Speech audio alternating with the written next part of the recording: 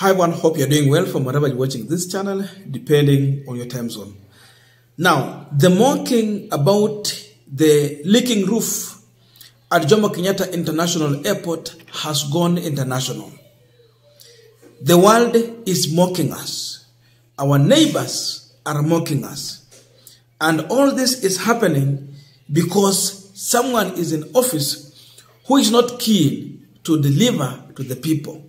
So imagine William Ruto's regime being mocked by neighbors on the failures. I had shared this video here and we had talked about it. Kipchumba Murkomen's response also, we mentioned here. But just look at this. The other national or international airport elsewhere, they shared the same video and they were clarifying that that incident was not happening in their country, but in the neighboring country. We know Kenya has had issues with Uganda, and Ugandans are using every available opportunity to hit back and expose Kenya. So yesterday I saw a video that was shared on Uganda civil aviation, to clarify that the video that was trending, it originated from the Entebbe International Airport. Instead, it had originated from Kenya. If you go through that and you ask yourself, why did they just decide to share this? In fact, they shared the video as they clarify their point. So I want us to go through that tweet, of course, X, formerly tweet, and we get to understand why they are doing so. This is what they said. It's a Uganda civil aviation.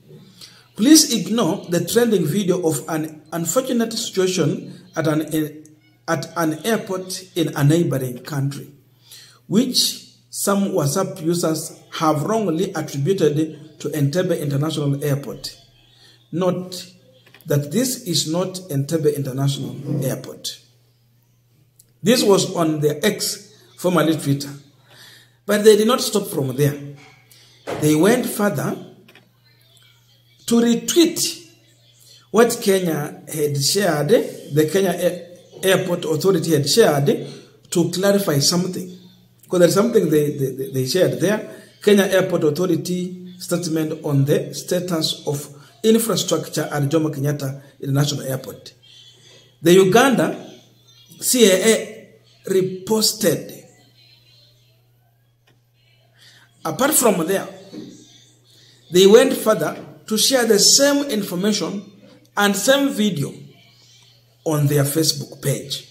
Wametoka kwa X, formerly Twitter, wakakuja kwa Facebook page. They shared the same, clarifying the same issue.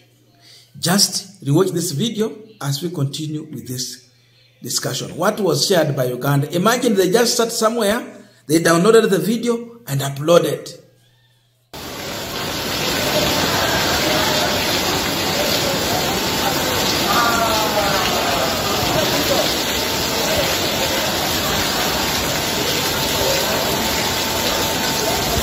Like for real.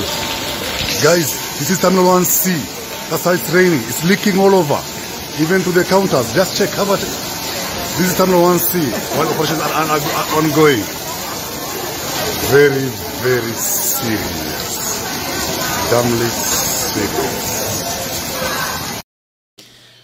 Now, we are continuing with this panel discussion, but just a quick request. For those who are watching and you have not subscribed, please consider subscribing. To our channel subscribers, I must say thank you so much. And again, to all our viewers, please give this video a thumbs up. Thank you so much, and back to this discussion. Now, in simple terms, President Yoweri Kaguta Museveni's government is literally mocking Kenya on the leaking roofs at Jomo Kenyatta International Airport. There's no any other way we can describe this.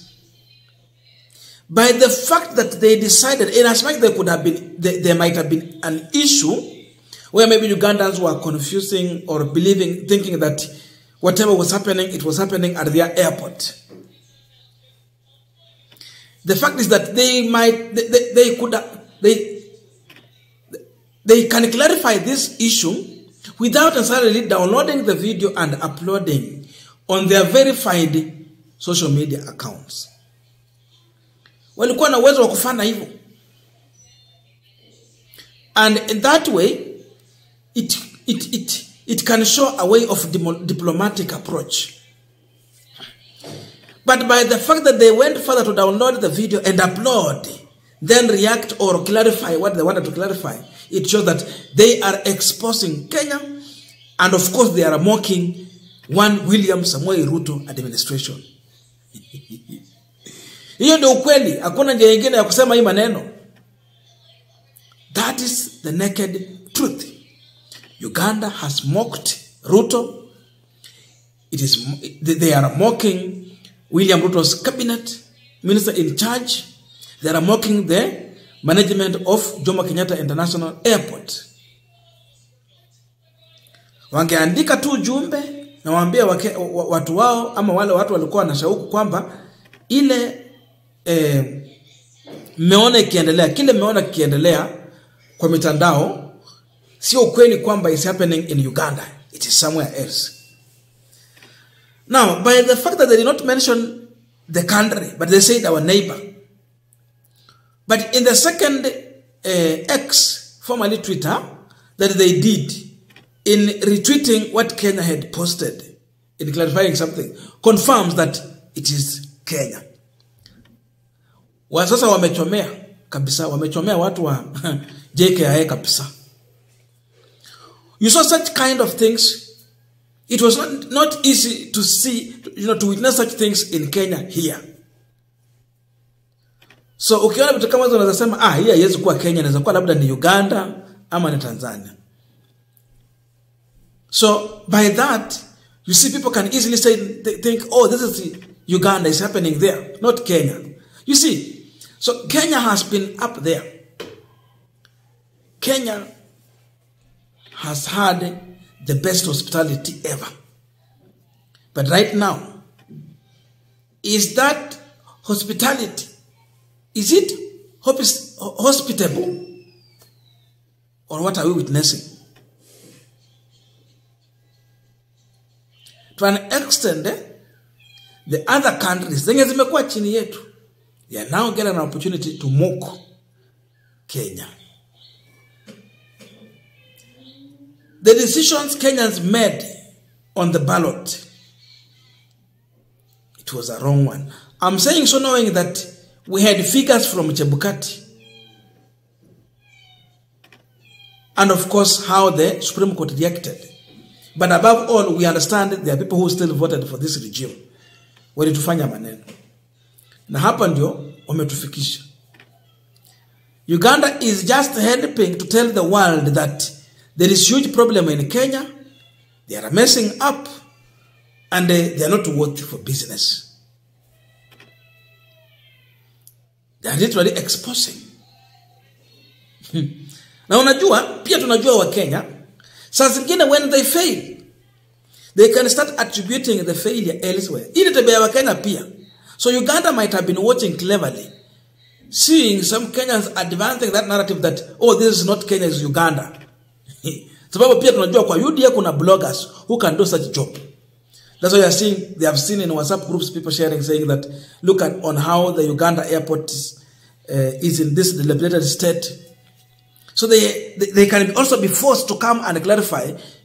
Sababu kuna watu that have been pushing for that agenda to destroy their name and their reputation. So that's also another possibility.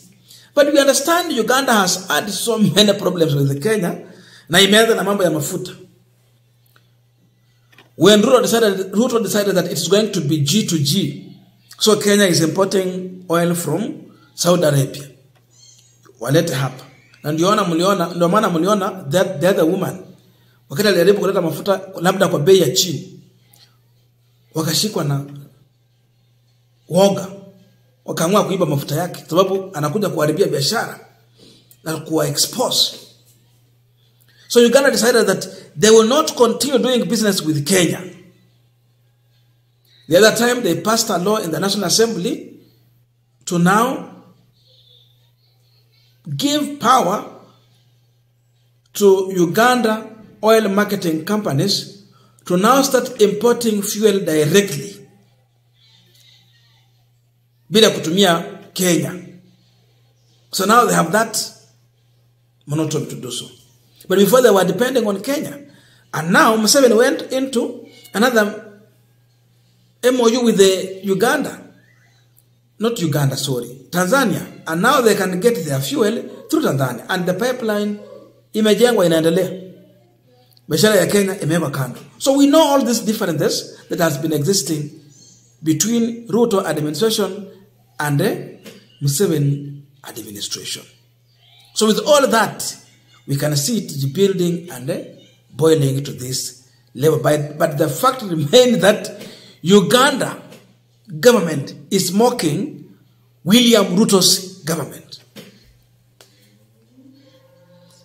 By the fact that airport authority ya Uganda wameamua to share on their X, to share on their Facebook, kile walifikiria ndio waka download video, waka upload.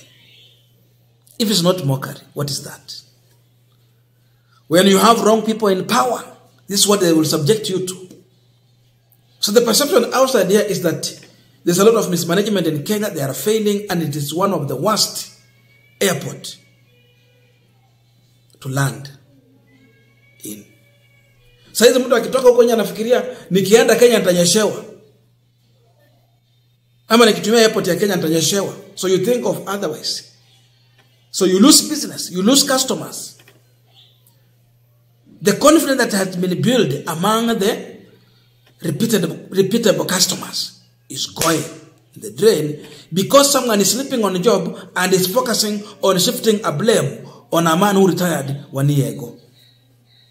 Hapo ndo tumefika sasa. I don't know your views, but let us meet in the comment section to continue with this discussion. Thank you so much and see you in our next video.